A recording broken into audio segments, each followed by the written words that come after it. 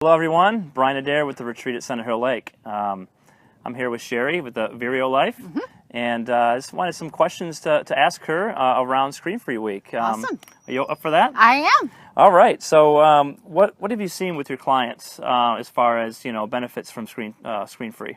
Oh, I'll tell you one story. I have a client who he had always had this issue that he was having trouble being productive in his day. He's an entrepreneur, so he's able to pretty much tie his activity and his productivity to money and be able to measure that.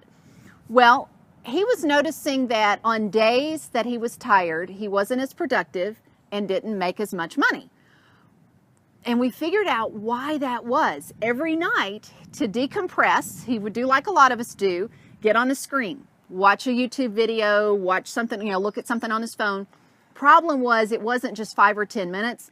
It became that addiction issue of scrolling and watching until 1 o'clock, 2 o'clock in the morning. He'd finally put it down and go to sleep, get so little sleep.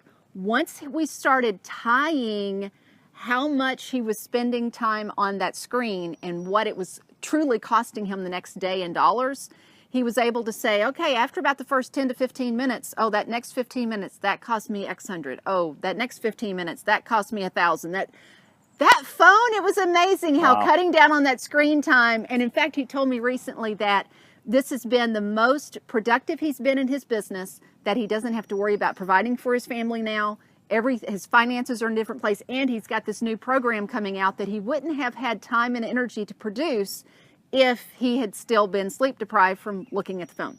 Yeah, and it shows how important it is to get sleep. Yes. And how screens can affect your sleep as well. Yeah, so, they can. Well, good for him. Yes.